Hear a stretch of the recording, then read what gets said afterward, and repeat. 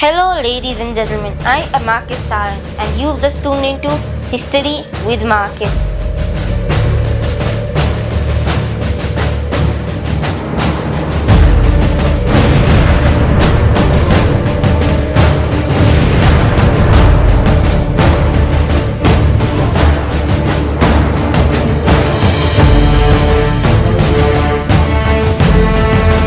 World War One and World War Two.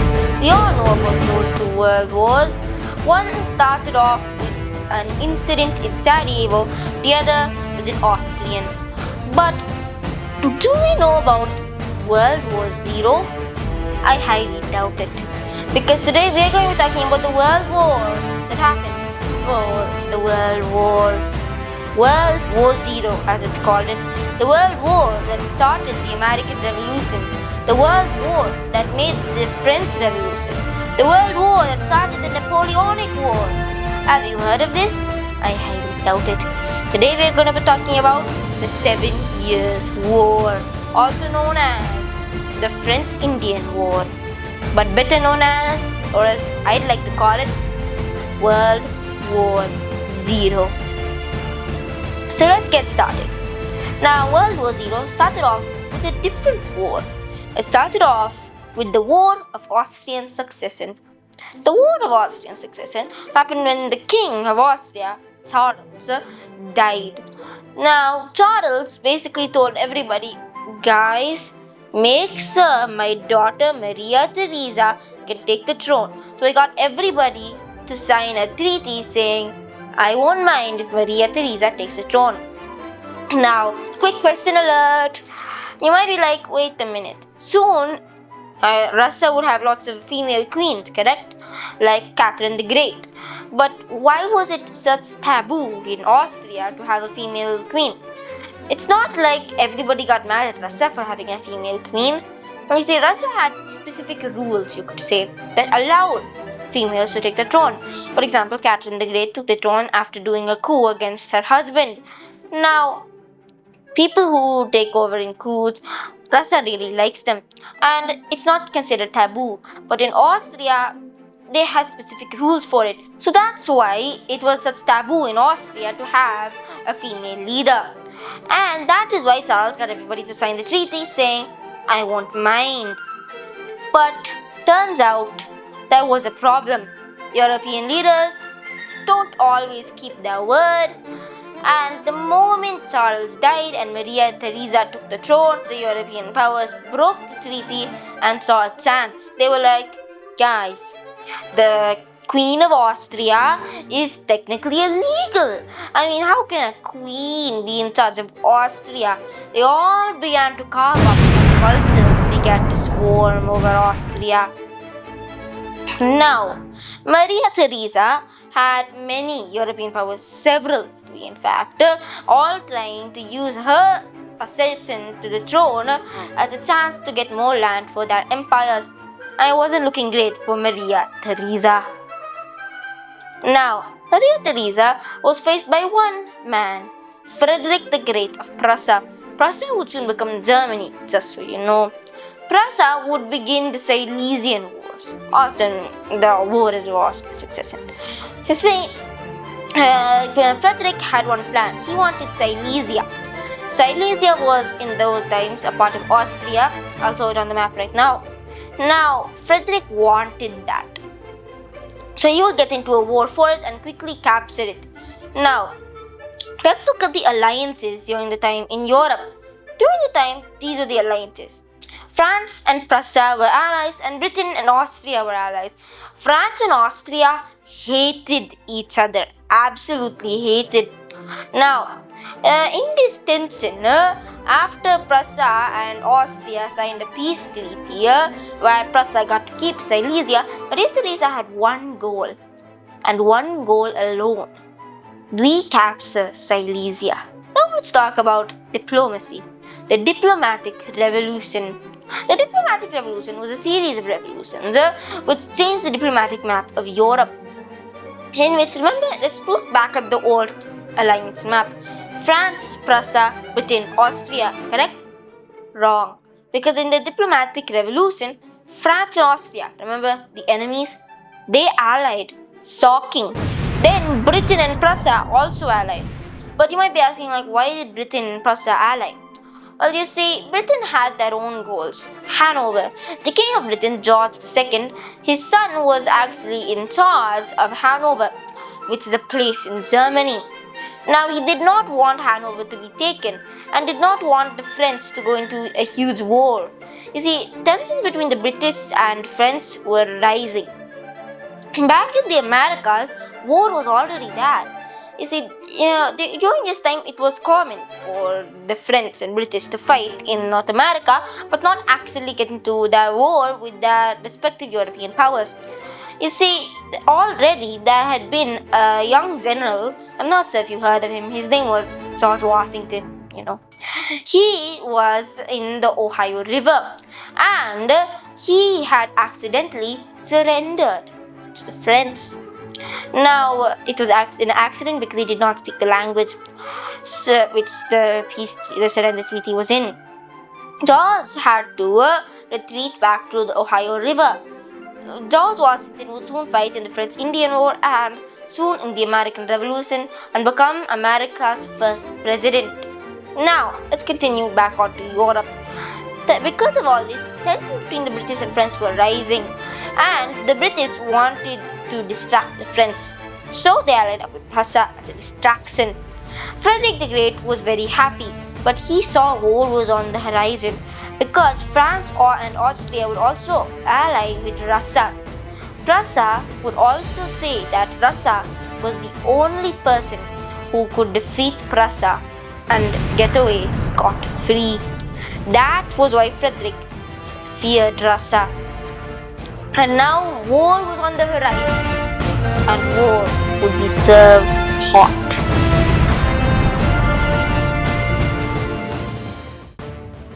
The Balearic Islands.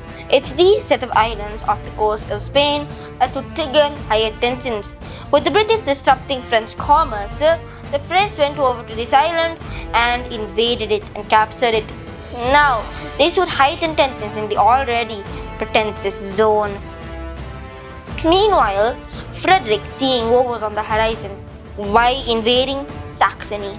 Saxony was this, during the time, German state that was on the road to Austria.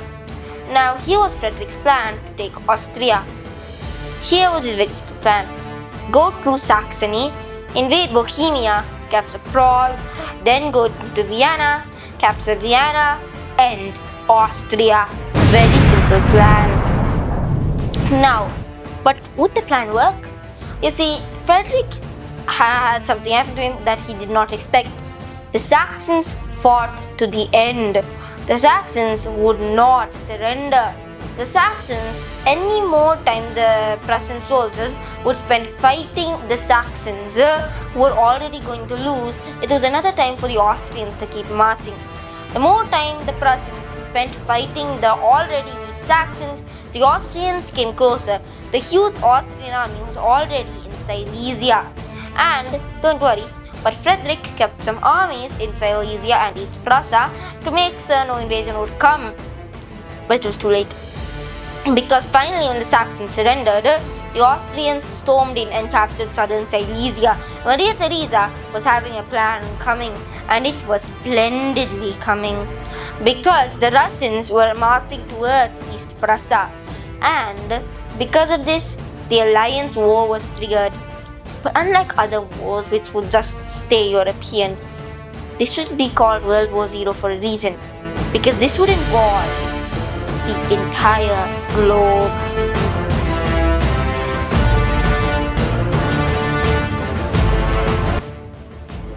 Now let's continue on to the battle.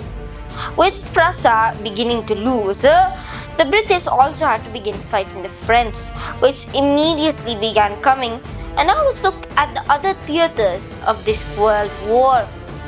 India. You see, in India, the British began to heighten up their troops in Calcutta. But the King of Bengal, who had been very happy friends with the French, decided to help the French out and kick the British out of Calcutta. The British came back with an army, however, We'll continue the story of what the British are doing in Bengal a little bit later. Back to Europe. You see, while the Prussians were losing, the British were still fighting very hard. But the Prussian side was not doing as good because the Swedes were beginning to smell blood in the water. They also sent their army in and wanted a piece of Prussia as well, as the Russians stormed East Prussia. Meanwhile, Frederick did constant attacks onto Austria, which almost always failed. But finally, after he got his army back together, he managed to kick the Austrians out and began to come near to Bohemia. Now, back on to the Indian front. The British had come into a battle with the Bengalis. What they had done was, in the battle, it began to rain, and the gunpowder of the Bengalis began to go to waste. The Bengalis, thinking the same thing had happened to the British who protected the powder, decided to charge in with their cavalry. Because the British had no cavalry, they charged in thinking the British did not have the gunpowder used to bring about their cannons onto the cavalry, but the British saved their powder and fired in, and they destroyed the Bengalis' cavalry, which resulted in the Bengalis' defeat. With that, the British troops would enter into Tamil Nadu, which is the modern region, and the French would constantly bombard Madras, which is modern-day Chennai. Now, the French would capture a fort down south from there called Fort St. David. Now, let's go back to the European front. While the British were winning, the Prussians had actually surrounded Prague, which is the capital of modern-day Czechia, and they had been kicked back once again. It was a constant to and fro, but now it was looking very bad because the Swedes were coming into more land and the Russians were capturing a lot more and charging towards the Prussians. So Frederick had to meet the Russians in a battle, and it became a stalemate. The Russians and Prussians both retreated. Meanwhile, it wasn't looking too good for Frederick because his army was being pushed back once again, and this time something else would go from Frederick. His pride. Because a general of the Austrians would come into and capture southern Silesia, which was very bad for Frederick. You might think, alright, that's pretty humbling. But the general of that Austrian regiment actually wanted to be part of Frederick's army and went into recruitment. But now he was part of the Austrians and defeating him, which was very humiliating for Frederick. Now let's go back onto our next subject in the theatre. The Swedes were going deeper in and the Russians were also coming. After Frederick managed to hold back the Austrians, it wasn't looking that good for the other German states because Hanover had been defeated and had to sign a treaty with the French. Now who signed the treaty? George II's son. Now George II came in and sent the British army and did not accept the treaty and said that was not true. And he sent in the Hanoverian army, which managed to hold back the French, but the French were coming. And Frederick managed to hold back the French army and the Austrian army, both in two very good battles where he was outnumbered. Now let's continue, because the Russians were coming into the Baltics and Frederick sent his army in. But then one of his towns had collapsed. His only Baltic city was captured by the Russians. The Swedes were also coming. Meanwhile, the British had a lot more good stuff happening. They captured a fort called Fort Pitt, which they had named Pitt after they captured it. The British had won the North American front. They had won the Indian front after they had defeated the French trying to capture Madras, and they were winning almost everywhere. But then their counterpart, Frederick Prussia, was losing a lot. George II would like the Prussians a lot because they were, after all, his ally and would give them lots of money.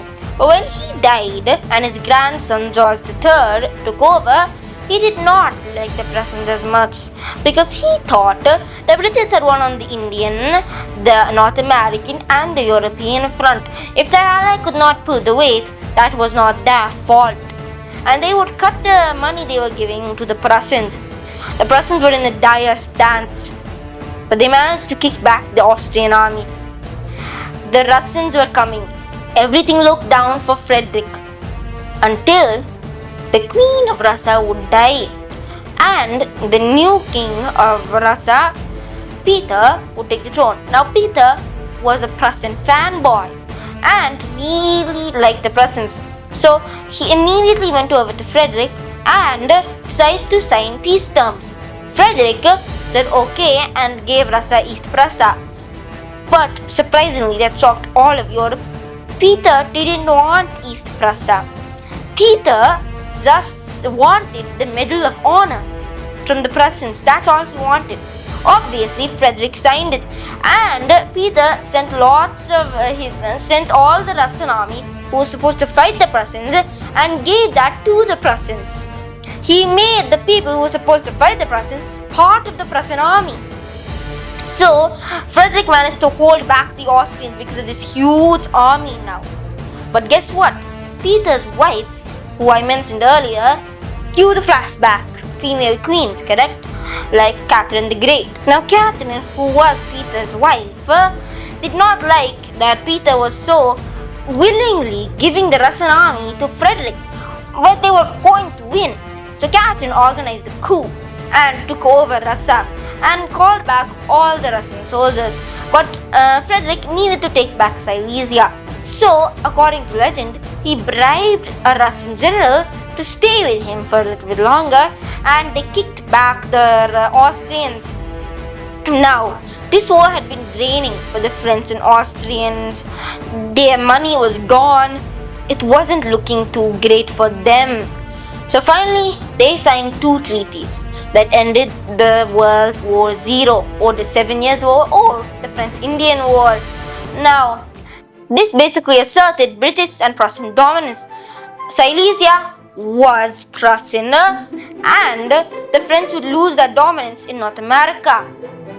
Now, this would change the world because the British would become very broke after this war. This was a World War Z. Obviously, they'd be broke. And they were like, well, our North American colonies would obviously pay us. So they taxed the North American colonies. And I think you know how that go. Because this would start the American Revolution and bring about the birth of America. And this would also cause the French Revolution and bring about the Napoleonic Wars. Stuff that would change world history. And that, ladies and gentlemen, was World War Z, the French-Indian War, or the 7 Years' War. Tuning out